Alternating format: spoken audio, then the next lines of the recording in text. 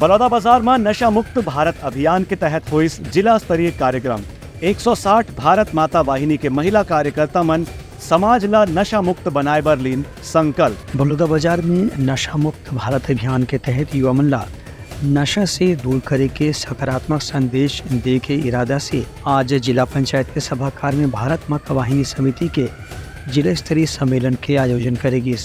इमाम भारत माता वाहिनी समिति से जुड़े 160 महिला कार्यकर्ता मन शामिल हुई। इमन संबोधित करत कलेक्टर दीपक सोनिया केन के नशा समाज में बहुत बड़े समस्या के कारण बन गए है।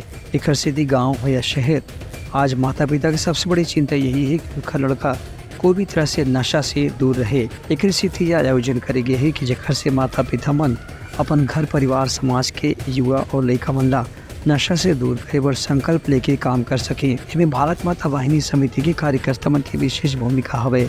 ये कार्यक्रम में 160 भारत माता महिला वाहिनी के कार्यकर्ता मन भी शामिल हुई, जेमन मन समाज ला नशा मुक्त बनाए के संकल्प लेके काम करे के अपन विचार व्यक्त करी। Bureau report, Telangana news.